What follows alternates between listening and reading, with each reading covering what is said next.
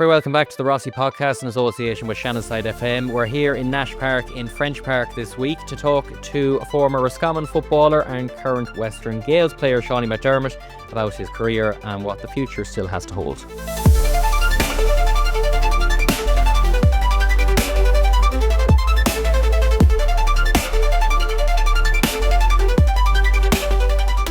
Right, Seanie, we're here in French Park, a pitch you would have known, well, still do quite well.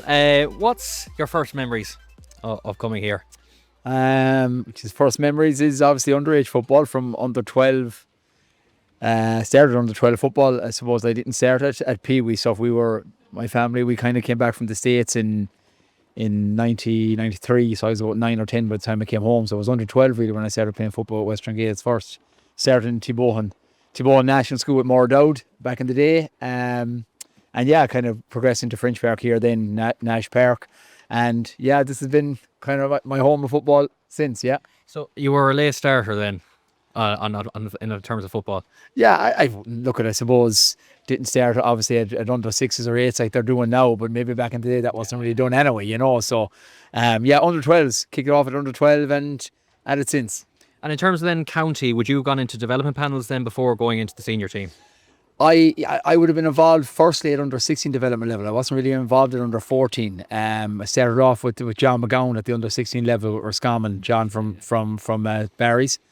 And I was actually involved with the under 16B team. And back in the day, I was actually a forward. I never played defence until I kind of pushed on in my career, but I was kind of always a corner forward, wing forward. And so that's where it started, under 16 development with Roscommon, and then obviously on to minor level. Yeah, so touching then going into the seniors, 05 then you start. What was that like, going into a senior panel for the first time?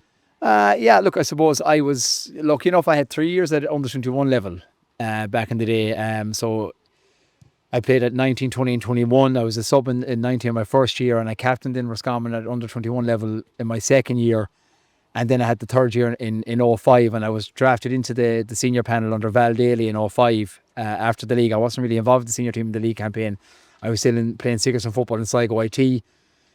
So yeah, Val drafted me in for the championship in 05, and that's where I made my debut. So I suppose, yeah, look, it was I suppose daunting at the time. I suppose you had the likes of Shane Curran and Francie Graham and Frankie Dolan and lads like that, and Nigel Deneen, who were the mainstay at the time, and Mixer Ryan, lads like that, who were 100%. And again, it was like any young lad, it was daunting at the start, but you start to get your foothold in it and enjoy it, Yeah, because big characters, I suppose. Those names are still attached to Roscommon football now, and I suppose you reflect maybe on 01, and there was a good run in the qualifiers. I think 03, I think Frankie Dolan shot the lights out in Portlaoise one time. So, big characters to be going in with. Yeah, big characters. And look, I suppose before 05 too, there was a few of us back in 03 when we were with the under 21 team. We would have been drafted in for challenge games and making up numbers for the senior team.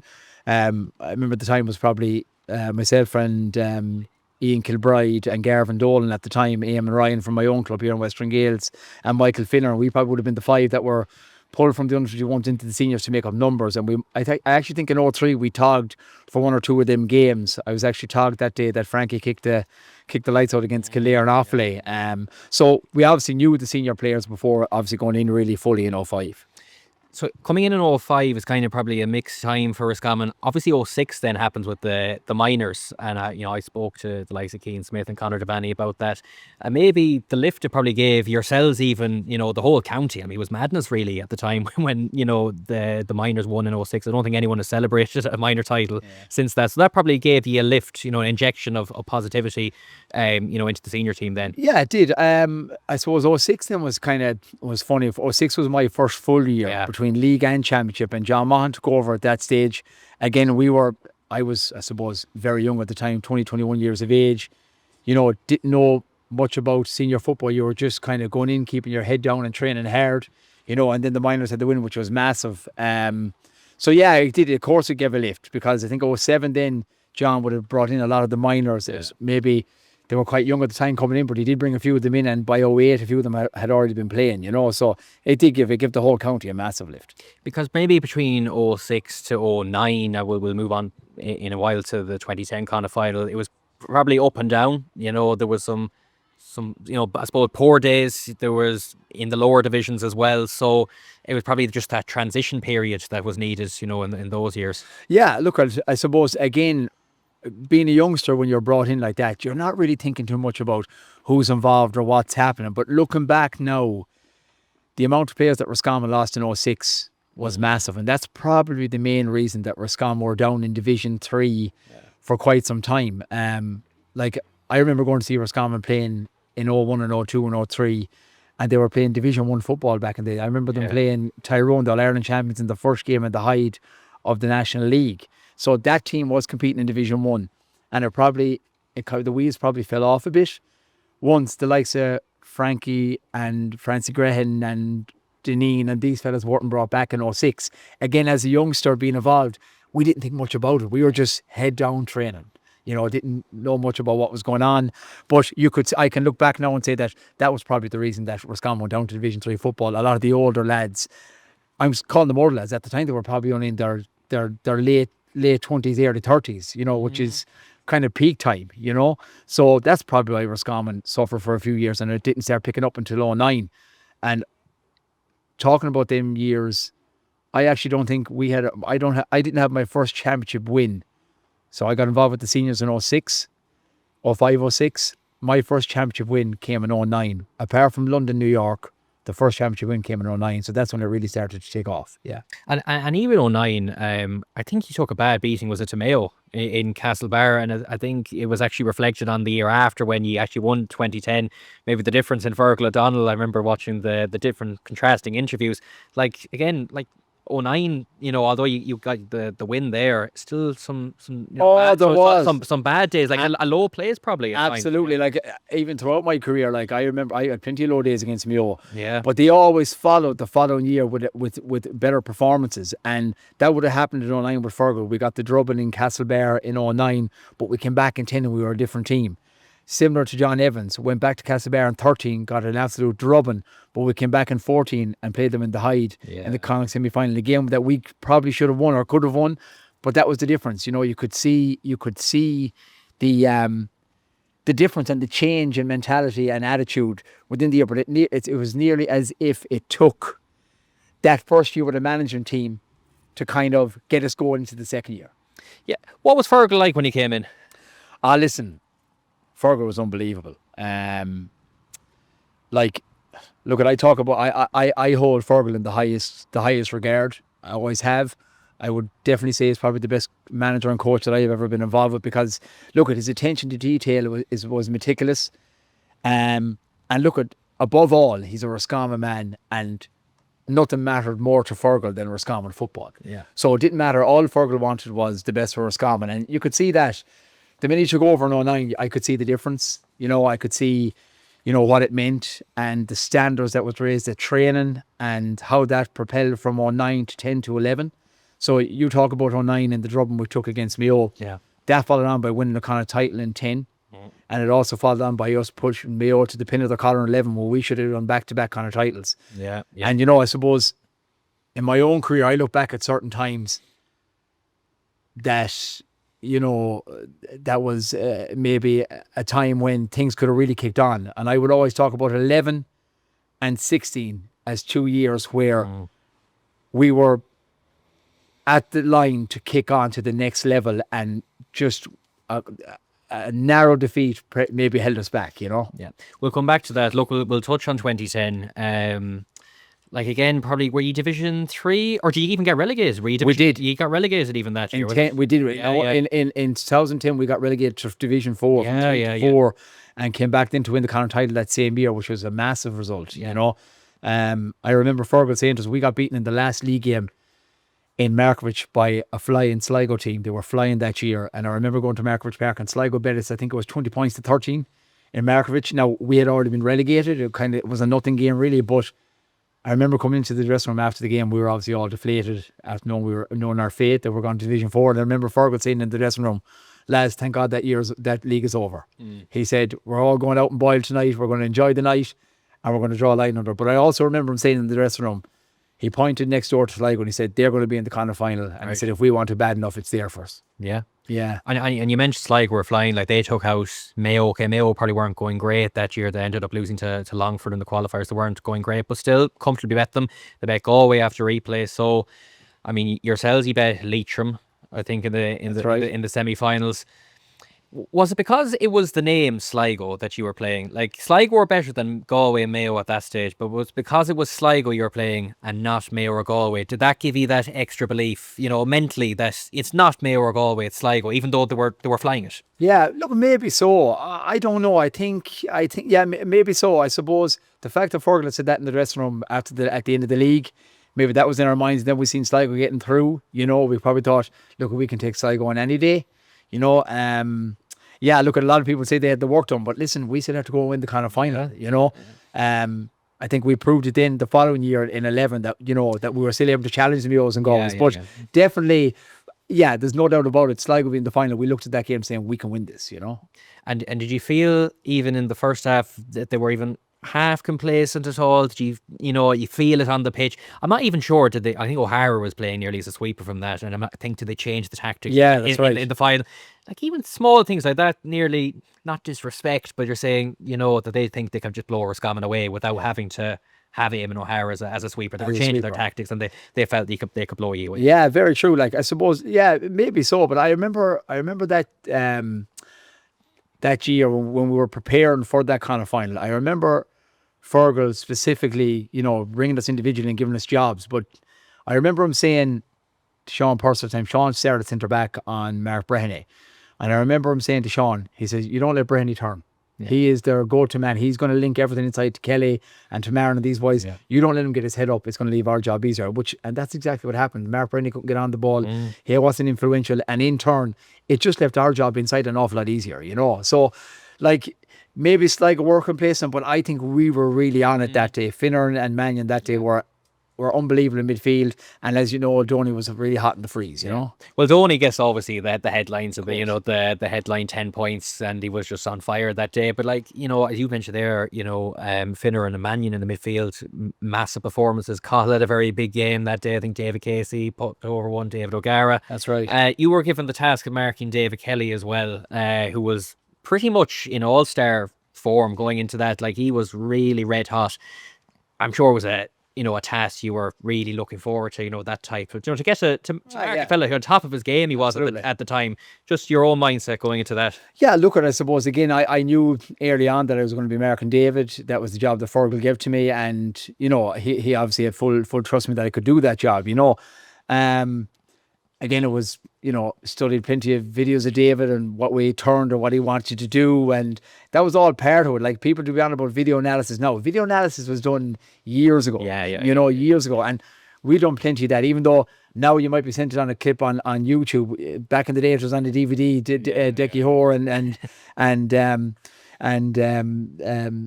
Bohan sending us out DVDs, you know. But yeah, listen.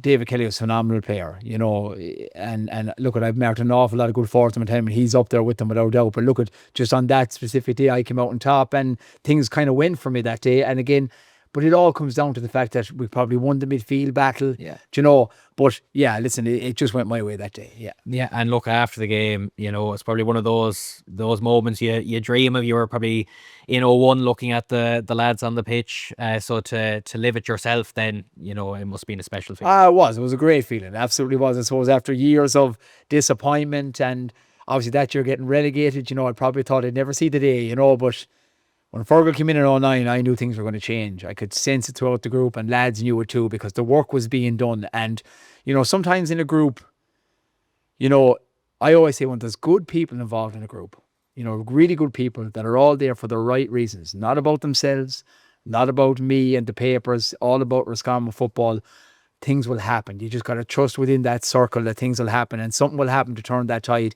And maybe in 09 we thought it mightn't, but we stuck together and it happened. Yeah.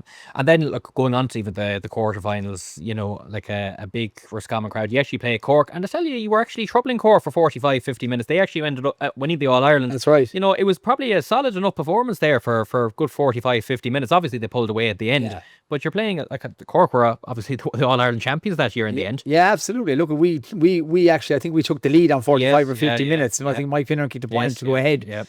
And listen, again, we were so up for that game. The telling factor in that game was Cork's bench. As simple as that. Bringing on Nicholas Murphy, lads like that, Kinsella, fellas like that who were seasoned campaigners. We probably just didn't have that mad depth at the time. But again, I remember that year going down to up north, I think we went up to Monaghan, Clonus, and we played a challenge game against Down, who were in the All-Ireland final that year. And we ran down really close in that challenge. It was a cracking game. So look, we were doing all the right things that year. We were playing the best teams. We were making sure we were ready for it. And yeah, look, we showed, I suppose, that day in Croke Park against Cork that we were capable, and that, that Roscommon had plenty of players capable of challenging at that level. Right, we'll head inside. We'll talk a bit more about 11 and maybe the Grets, and we have one more good day to talk about in 2017 as well. Right, Shawty, we were talking outside about 2010. So 2011, you were mentioning was maybe one you look back with regret. I suppose it's probably in relation to the kind of final against Mayo. You lose by, I think, 2 points in the end. It was an awful day in the Hyde. But I suppose for long periods, it looked like you were in pole position to win it. Yeah, look, 11 was definitely a big push on from 10, after winning the county title. We knew that we had to step up the game and, get out of Division 4, get back up to 3 and still, which was actually quite the task to play Division 4 football. Yeah, try to be competitive in the championship. And I think that's something that kind of goes a bit unnoticed, what we did in 10 and 11, playing at the levels we were in the league and yet to be so competitive in the championship. But yeah, so 11 in 11, getting back to the final against Mayo in the Hyde that wet day, we probably didn't have enough done at half-time. 9-4 with the wind on our backs, Second half comes around and we only get 2 against it, whereas Mayo got 4. That was the difference, really. You know what I mean? I think they got 9 in the second half as well, but we only got 2, against it. But look at small margins. I remember Jeffrey Claffey just missing a ball that was sitting on top of the crossbar. Excuse me. And I remember Rob Henley just plucking a ball just from over the crossbar. I think it was Donny or Seanie. I think it was Donny. I mean, they were the margins. They were the margins. But as a team, we really did push on 11. You had the likes of Donald Ward come into the team, who was a really, really good footballer. You had Darren McDermott came on the scene. Darren was a phenomenal player. And you had the likes of Seanie O'Grady, who a lot of people wouldn't even remember Seanie O'Grady. Seanie O'Grady came on into the team in 11. He had an engine. He could get up and down the field. And a few players like that really added to us in after 10. Obviously, I think Conor Devaney was back in 11 too, and Conor was excellent. So them players really added to it, and you could see, that we had obviously stepped it up. But I do look back on that game with a lot of regret. That I think I felt that if we had won that game, we would definitely have kicked on. That was James Horne's first kind of title, first of 5 in a row. Mayo went on to win 5 in a row, and that was really their launch pad to go on and challenge for All-Irelands, So we were thereabouts. I think we went through the qualifiers then, and we got into, I think we were beaten by Tyrone above in Croke Park. That was the same night that Kildare played Donegal in that game. And listen, again, we pushed Tyrone right to the fin of their collar until the second half. Again, kind of similar to the Cork game. They offloaded their bench at half time, Tyrone did, and they pushed on to win the game. I think the bet is comprehensive in the end, but there was really only 4 points in it till 70-something minutes. I think I actually gave away a bad ball for a goal at the very end of it. And that's, but listen, so I do have a lot of regret in 11. I felt that we could definitely have definitely climbed the ladder another rung and definitely challenged. It's going to be nice. I suppose, look, Roscommon have won Connacht titles, but to win a home Connacht title as well, next year it'll be 25 years since 2001. That was the last time Roscommon beat. I can win a Connacht title at home, like beat Mayo or Galway, in the Hyde, which is kind of hard to believe in a way.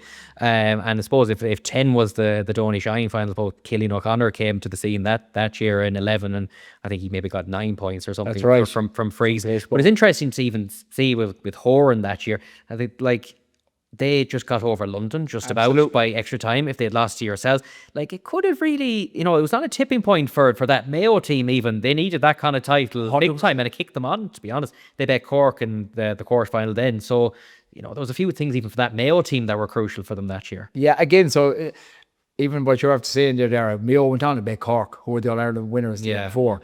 it was that win that Mayo needed to kick on. And we just couldn't seem to get that win. We were like just off it. Maybe a small bit of luck here and they would have got over the line in 1 or 2 games that I felt would have propelled us on. Yeah, absolutely. Yeah, so I think so. Fergal left after 11, didn't he?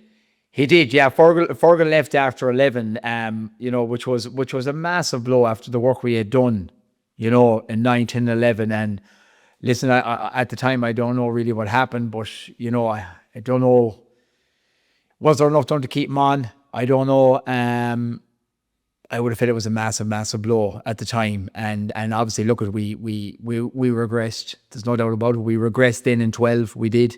And it took John Evans to come on the scene in 13 to really rise it again, Yeah, and it's kind of, I suppose, it nearly felt maybe compared to like 07 again, you're kind of bringing in the younger fellas. There was a good crop of, minor and under 20 lads, or 21 even at that time, that it's, I suppose, and Donny Smiths, the Merces coming in, the Dailies, Shaw Malooly, all these players, maybe from 2013 to 2015 -ish. Yes. And in fairness to John Evans, and I said it to, a good few in the interviews with former players, he doesn't get probably the credit he deserves for blooding those players. And he took over Roscommon in Division 3 and left them in Division 1. And he's probably just not appreciated enough. Oh, 100%. Yeah, listen, John Evans was an absolute top man. He really, really was. John Evans is someone I hold in high regard. He done phenomenal work on Roscommon. Again, put an awful lot of work in early doors to get promoted in the league, which probably was our downfall in the championship. But again, like we were at that stage where we had to put that work in to get up to the leagues, So maybe we were coming down off our peak come championship. I would have felt that maybe quite a bit, But again, the work that John Evans done was phenomenal. So we had some massive days in the league finals in Croke Park under John. We really showed that, we could compete. John put his heart and soul into Roscommon football. And, to this day, I actually keep in touch with John. We touch base with each other now and again. He was a really, really great fella. He really was. And again, we absolutely propelled under John. We did. Yeah, and the bounce of all, I mean, look, you're looking at another close Mayo game in 14. Kieran Cafferty, a clubmate of yours, pushed the ball in the net, and I think he was looking for us. I think we were 3 up. I think actually Jermut came to the scene that day. I think he kicked a few big points at maybe 18, 19. Again, that was a top Mayo team. Like, they were primed for All Irelands at that stage, So again, bounce of a ball here and there, Bounce of a ball, absolutely. Bounce of a ball, that's it, And I remember John, and it was similar even with Fergal in 11, so we get the drubbing we get the drubbing by Mayo in 9, but then by the time we played them in 11, we had come on so much. It was the same with John in 13. We got well beaten by Mayo in Castlebar, and then we played them again in 14, and we're a different team.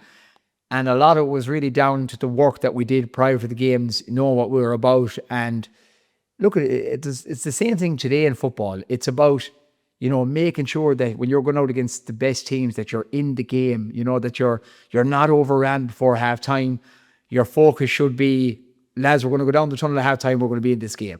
And that's what John did them years, and that's what Fergal did, made sure that you were battle hardened and that you were in a position to go on and try to win the game in the second half, that the game wasn't gone for you, like it was in 09 and 30 from us, and they were the learning curves. Yeah. Yeah, and look, 15, like, you get promoted to Division 1, and it's kind of roles reversed with the Sligo game in 15, that you were the big favourites going over to Markovic. That's right. Everyone expecting Roscommon to beat Sligo. But again, Sligo, okay, they weren't probably going as well at the time, but there was still Mark Breheny there, there was still Adrian Marin, there was still Pat Hughes, there was a young Niall Murphy. Sligo, David Kelly is still there as well. Yeah. Again, no more than yourself, they were primed to take that day of, pressure off to an extent. Absolutely, and that's what happened. That's exactly what happened. Sligo bet us on the day. They got it right, and we just probably got a few things wrong, and we were just maybe a bit undercooked going into it. I don't. Sometimes it's very hard to put your finger on, what went wrong in certain games when you lose. But definitely in John's time with us, I just felt that we had so much effort put into the league that come the championship, it was just very hard to keep it going, And listen, fair dues to Sligo. They deserved it that day, and we had to take our drubbing. And again, we obviously fell away then to Fermanagh in a game that we should have won again. We should have seen it out, and we didn't see it out, So they're the learnings, yeah. Yeah, and it goes to show, you're going to be judged off championship. You know, at the end of the day, everyone remembers how he exited the championship. Really, you know, whatever you did in March is nearly forgotten about. You know, so I suppose that's the last memory of that season is the Sligo loss and I suppose the way he lost it from Anna. Exactly, and maybe that's, you know, overshadows what John did with us in the league. You know, there's no doubt about it. You know, but yeah, that's just how it went, and yeah, we had to lick our wounds that year, and you know, then we were looking getting ready to go into 16. You know. Yeah, 16 as well. Like, look, the groundwork was done by John. In fairness, so Fergal O'Donnell and Kevin McStay come in and a joint ticket. I seen it maybe a dream ticket, a dream management. You know, a strong backroom on paper as well. And it feels like, you know, like the league, everything is just going perfectly. Yeah. So what? It's an easy but hard question. What just went wrong? Like, as well, a lot of people have spoken about it, but what just, in your opinion, went wrong for between the league and the championship? Yeah, I don't know. Like, look, I would have felt, yeah, we had a massive bounce that year. You know, obviously Fergal came in along with Kevin. We had a really good backroom team. Keith Carr stayed on as our S&C coach. Keith from Galway, excellent fella. And we were flying it, you know. Again, you know, you talk about games where you get the belief, or you need that one game to spark you. And that game was the Kerry game below in Killarney. And once we won that game, I think the belief shot through the team that year. And we went on then, we had a fine league campaign. You know, you look at it, after that year, there was no league semi-finals. Maybe if there wasn't a league semi-final that year and we didn't get beaten by Kerry in Croke Park, and that semi, maybe things would have been different. But we went up to Croke Park, we got well beaten by Kerry, and we were hitting out to New York, I think, the week after. You know, so yeah, the league was brilliant that year. You know, we went up to Letterkenny. We put in a fine performance against Donegal, and it really showed us that we were capable of reaching the peak. You know, I often had this chat with my father and a few other people. I remember Fergal ringing me when he jumped on board with Kevin. It would have been the end of 15, so obviously it was all in place. I remember my phone ringing. I was working at the time, and it was Fergie, and picked up the phone. I obviously knew what the call was about. He said, "You know why I'm calling, Sean?" And I said, "I do." And I remember that we had the conversation about the year ahead, and I remember Fergal saying to me, you know, he said, "Listen," he said, "I want 3 years of you." That's what he said to me. He said, "What age?" I said, "I'm 32. He said, "There's 3 good years left in you." He said, "I want 3 years out of you." And his words were, "We're going to win All Ireland in 3 years." They were his words. And I remember coming off the phone that day, and I was ready to go through walls already, you know. And that's what stuck with me. O'Donnell said to me, 3 years. We're going to challenge for an All Ireland title in 3 years. And that's where it started in 16. And unfortunately, you know, I suppose the championship didn't go the way we wanted to go, and it kind of fell apart. And yeah, like, I mean, look, we got to the kind of final that year. Obviously we bet New York, and you know, just about bet New York. Yeah. But again, I would have felt as a player there was too much made of that. You know, the same thing happened to Mayo against London. They brought them to extra time. Worse again. Yep. But Mayo came back home and won the Connacht title. You know, I would have felt there was too much made of that game in New York. Who cares? We won the game. Move on. And we did, and we got to the kind of final, and we had the chance to beat Galway the first day, and we didn't take it, and we got well beaten in the replay in Castlebar. But you look at what about, you know, it happened. And then you had obviously the 6-day turnaround, and we got beaten by a really good Clare team. Okay, yeah. Do you know? So what happened that year? Again, maybe a bit too much put into it. I don't know. I just think that there was a bit too much made of it, and it's just a pity. I feel that it should have been left alone. And I think my biggest regret is that our manager team wasn't left alone that year, that they didn't stay together in 17. Yeah, like obviously, like the players and management only know what's going on in the camp. Like throughout that year, was there any stages where it just felt like it was nearly training was like an effort? It was, you know, was there any negativity? You know that kind of mood can seep into a camp.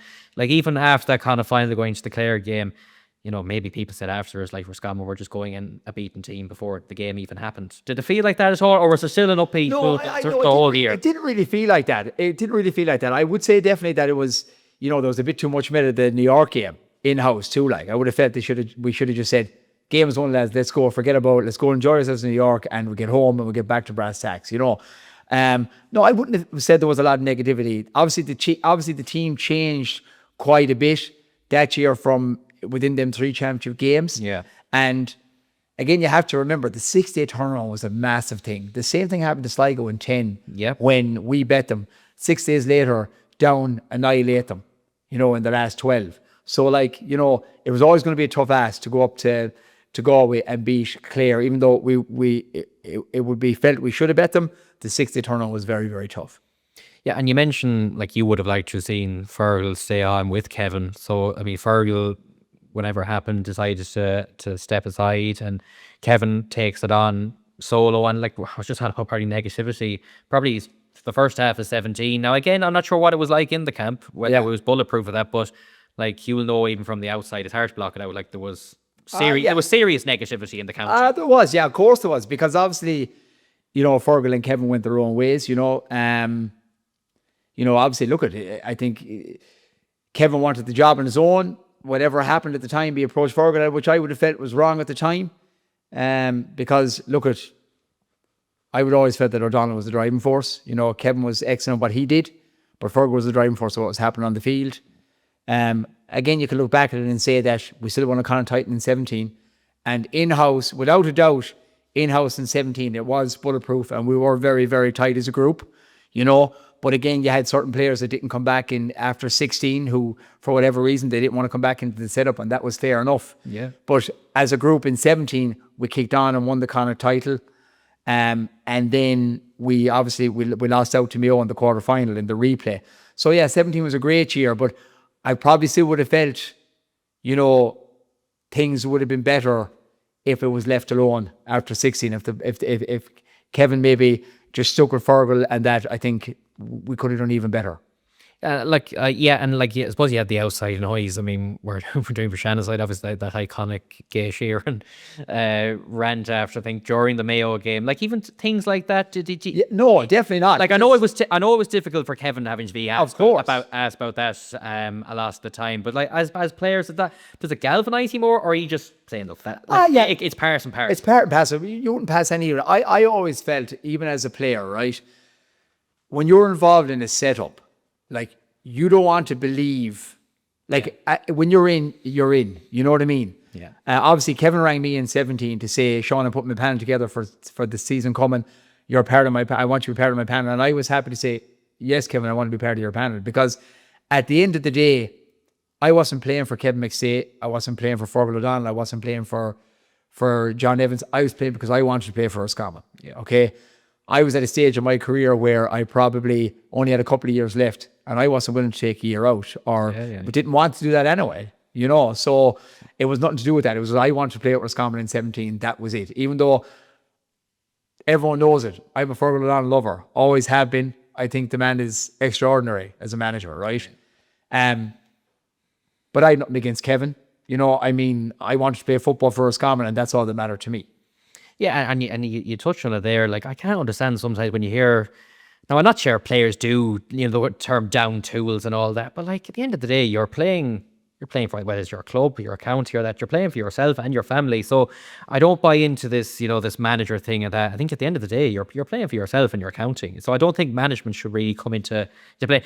You could have differences, all right, and that, but at the end of the day, you should be nearly pushing them to one side. Yeah, absolutely. Look, there's no doubt about that. It's really about wanting to play for your county. Simple as that. Now, I will say, there's certain elements to that. First of all, as a county, as a management setup, there has to be a fairness and an equal level to everyone as a management team. That's when a team thrives. It thrives when there is a consistency and when there is, everyone is singing off the same hymn sheet, and that everyone gets a fair crack, I would have felt that, obviously in 18, you had the lads return that were gone in 17. Yeah. I'm not so sure, in my eyes, was it a level playing field in 18? I'm not saying it was or it wasn't. We lost the Connacht title to to Galway in 18, another chance to go back to back, you know, and we fell away then in the Super 8s, fell away. And again, I probably would have felt myself that it just wasn't a fair playing field in 18. That's what I would have felt personally. Yeah, so just before we go on to the 17, obviously ends up in the Connacht Championship, you know, to get a second Connacht medal in some style as well, to beat Galway by 9 points. And you were mentioning the Mayo game as well, and going back to maybe what Fergal O'Donnell told you in the phone call about will win or will challenge anyways. I know he said he said we'll challenge. So you're facing Mayo in Croke Park, and I suppose is that even you're said that like we've just hammered Galway here. This is it. We're and I think funny enough in the documentary was nearly Kevin was on, but we're here to take Mayo out today. You know, we're here to finish Mayo. Like it was nearly like 10 minutes gone. This was all going to plan. You're 7 points up or whatever it was. Yeah, look, absolutely. Like, and look at in 17, really, the first game we had that chance, you know. And then again, you can look back at that game and say, did we? Because Cillian O'Connor missed a free hit in to win it. Yes. You know, so like, I mean, it was to and fro. Yeah. And then obviously the replay was the replay. The game was over after 15 minutes. You know, I would have felt in the replay that Mayo figured us out. You know, I probably felt that we didn't do enough work on maybe mixing up our kick out. We would have done something that year where we overloaded our full back line for a kick out. Mayo didn't know what was happening the first day. You know, I remember talking to several players, a few lads that I would know quite well in Mayo, and they would say, we couldn't fathom out what you were doing. You know, and the reality was, them Roscommon teams, 16, 17 and 18, there were so many good footballers throughout the whole field that when we got our hands on the ball, we were going to hurt teams. You know, but Mayo figured out the second day, let's push up Roscommon, let's make them go long, and we win the battle in midfield, and then they're going to be under pressure. And that's what they did. They squeezed up on us. Colin probably couldn't get his short ones away. He went long, and we just got it the breaking ball, and they were coming in waves, and the game was over after 15 minutes, you know. Yeah. And that's really what happened, you know. Yeah, and I suppose maybe just like obviously you were one of the more experienced players, but still it was a young team, maybe inexperienced to an extent, and probably from the stands as well. I suppose when you feel like you should have beaten Mayo the first day, you're saying, right, well, this day we're gonna properly take them out, and maybe overthinking with maybe Kieran and Fintan on the bench. Yeah. You know, thinking maybe too far down the game. So, yeah. That Kieran and Fintan were up on with 20 minutes to go, and you know, boost the bench to an extent. I don't know. Yeah, I suppose like that. Look, that was Kevin and Liam's plan. You know what I mean? And again, as players, when you are in that, the manager says something, you're absolutely 100%, you're all in it together, and you want to believe it's the right thing, and that's what we went for. And look, it didn't work out, and that's just how it goes. And they're the things you got to live with, you know. Yeah. Again, like if you said to me, you know, could the players believe that happened? I remember Conor talking, this is the plan, we're going for it, and that was it. And it just, unfortunately, the game was over, and by the time Fintan and Kieran were coming on, the game was gone for us. I know. And even looking back on the IB thing, I suppose half time, I think you're even talking a little bit. Was that the hardest half time? It was probably quiet, I'd say, you know, but like you're sitting in there, you're whatever 12, 13 points down to Mayo, you know, you will know like you're close to the border as well. Yeah. You know, it's tough. It's really tough. It is tough. It's tough to take. But look, that's how it goes. That's the football, you know. And you know, sometimes you get a chance, and maybe our chance was the first day. You know, the second day we were off it. We just had maybe we weren't just on it, and we weren't hungry enough, and weren't getting on breaking ball. And Mayo, I think Mayo just figured us out that day. You know, I put on the pressure, and as I said to you, a couple of goals early on, the game was nearly gone from you. Yeah. Yeah, so you finish up playing in 18. Obviously, Roscommon win the Connacht title the next year, probably. But you were done at that stage. There's no regrets not staying. I had no regret. I remember Anthony. I hadn't officially retired Anthony at the end of 18, and Anthony picked up the phone. He had obviously been appointed as Roscommon manager, and he rang me. He was very keen for me to stay on and give it another year. I probably would have felt I was capable of playing another year, but listen, I had other things to do in life. I was with my 7 states. We were getting married that year. I had never had a break from the football, and I had my mind made up. No matter what happened in 19, I was very happy with it. I was in Castlebar that night that they won. It was a brilliant night. Craiger rattles the back in the first half. It was brilliant, but absolutely no regrets whatsoever. Yeah. So how do you reflect on the 05 to 18 then for Roscommon? Listen, a lot of ups and downs. Probably a lot harder days than good days, but I loved every one of them. You know, I really did. I love wearing the Roscommon jersey. It meant more to me than anything. You know, and like the sense of pride playing for Roscommon, and look, to be honest with you, who did I do? I did it for myself because I wanted to play at the highest level. Yeah. And it was great to do that. And again, obviously, we had some very low days, but we had some brilliant days too. And you know, the highlight for me is obviously winning the two Connacht titles in 10 and 17, and the league in 16 for me. I think I talked about it with Dan Dooner before in relation to that game in Killarney. You know, that was the game where I remember coming away thinking, we can do this, you know. And it was just a pity a few things didn't maybe work out between 16 and 18. And, you know, maybe we could have got to where Fergal said we could have got to challenge an All-Ireland final. Yeah, because just briefly your thoughts on, you know, Roscommon nowadays as well. Like you're mentioning Fergal on about challenging for All-Ireland. It just feels like, obviously the news, Donny Smith as well has retired. It just feels like it's a pity that at some stage Roscommon haven't got to at least a semi-final. You know, won a big game at Croke Park. They had, you know, we've won league finals, some good days in Croke Park, but just to have that one big day, like say for instance Meath this year beating Galway. Absolutely. Okay, they took a drumming in the semi-final, but you know what? They can build on it. You know, they had a big win, and that'll stand to them. Yeah, absolutely. I think that's what Roscommon are missing, and I think it can be done. I have no doubt it can be done. The players are there.